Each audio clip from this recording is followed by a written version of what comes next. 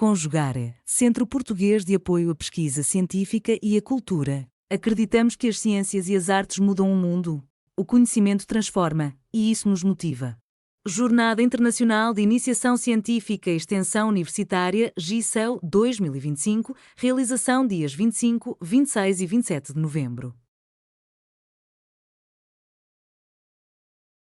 Olá, meu nome é Mariana Xisto, eu sou acadêmica de Medicina da Universidade Federal de Alagoas e esse trabalho foi realizado em colaboração com Viviane Costa e Luíse Marinho, sob orientação das professoras doutoras Gentileza Neiva e Giovana Neiva.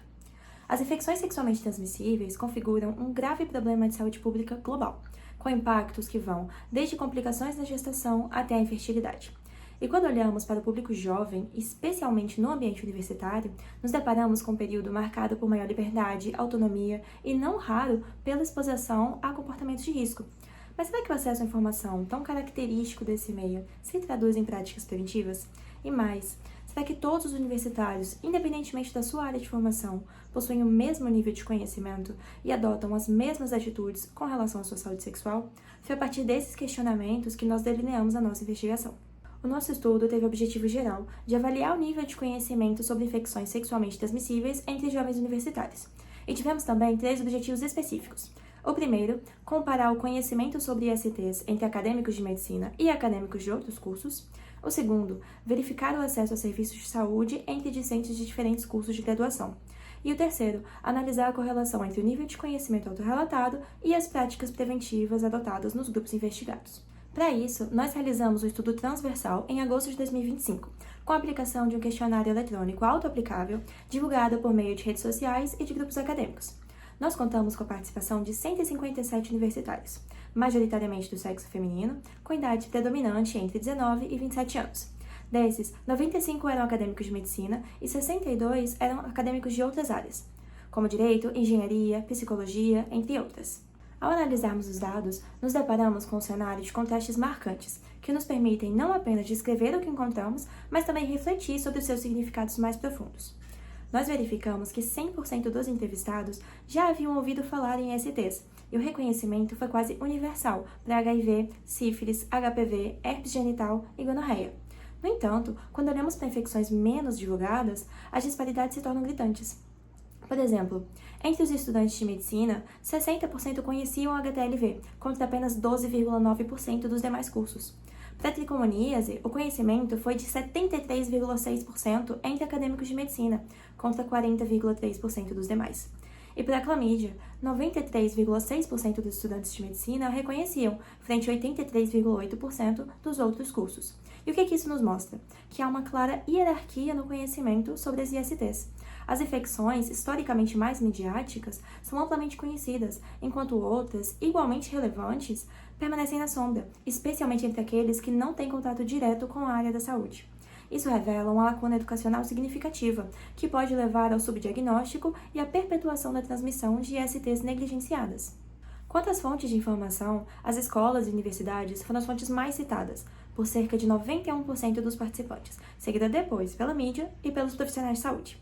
No entanto, quando nós perguntamos sobre o acesso aos serviços, observamos que 67,5% dos participantes sabiam onde realizar os testes gratuitos, sendo as unidades básicas de saúde os locais mais mencionados.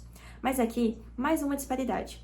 Entre os acadêmicos de medicina, 80% sabiam onde realizar testagem rápida, enquanto, entre os de outras áreas, esse percentual caía para 48,4%.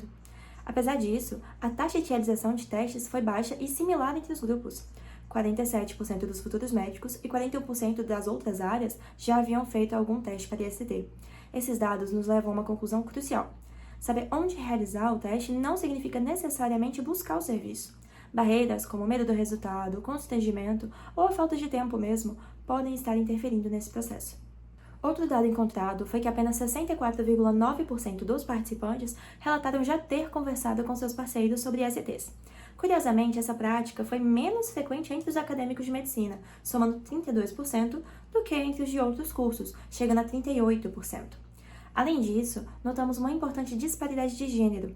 Do total que comunicou essa prática, a maioria era do gênero feminino. Esse maior engajamento das mulheres reflete um padrão similar ao observado, por exemplo, na vacinação do HPV, que também foi significativamente maior entre o público feminino em comparação com o masculino, somando, respectivamente, 84% e 42%. Isso sugere que, culturalmente, as mulheres ainda são mais responsabilizadas pelo cuidado com a saúde sexual, um dado que merece atenção tanto sob a ótica da educação quanto da equidade de gênero. E trazendo um maior foco para o HTLV, esse vírus se destacou como a IST com maior lacuna entre conhecimento e acesso. Apesar de 60% dos estudantes de medicina declararem conhecer a infecção, apenas 22,9% sabiam onde realizar testes específicos para o vírus. Esse percentual cai para apenas 6,5% entre estudantes das demais áreas. E mais, mesmo entre os estudantes de medicina que conheciam a HTLV, apenas 56% sabiam onde fazer os testes. Esse resultado é alarmante porque evidencia que o conhecimento teórico sozinho não se traduz em informação prática sobre o acesso aos serviços. Isso se reflete inclusive na percepção dos universitários. 90% consideraram insuficientes as informações e o suporte oferecidos pela nossa rede de saúde para o HTLV.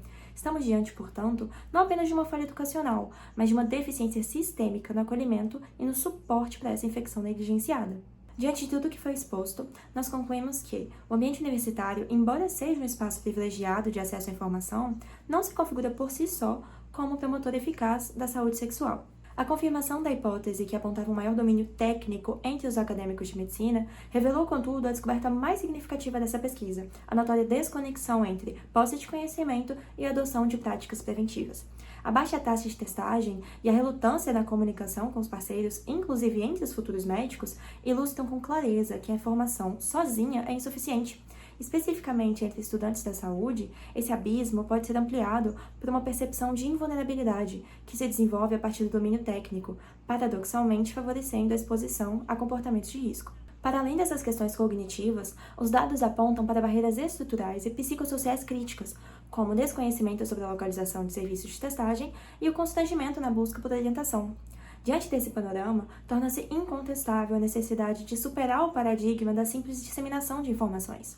Nós concluímos, portanto, que é imperativa uma reorientação estratégica das ações de educação e saúde no meio universitário, atuando para além da esfera cognitiva, na promoção de competências socioemocionais, como comunicação e autocuidado.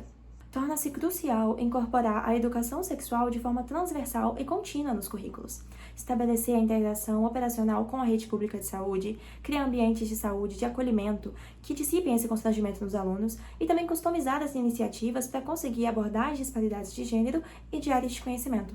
Só assim, a universidade poderá cumprir integralmente o seu papel social, transformando-se de um espaço de transmissão de conhecimento em um ambiente verdadeiramente capacitador para uma vida adulta com autonomia e responsabilidade sobre a própria saúde sexual.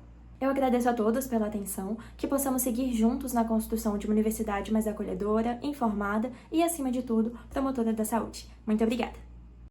Realização, Conjugare, Centro Português de Apoio à Pesquisa Científica e à Cultura. Apoio, Editora Cravo. Inscreva-se no canal, comente, curta e compartilhe.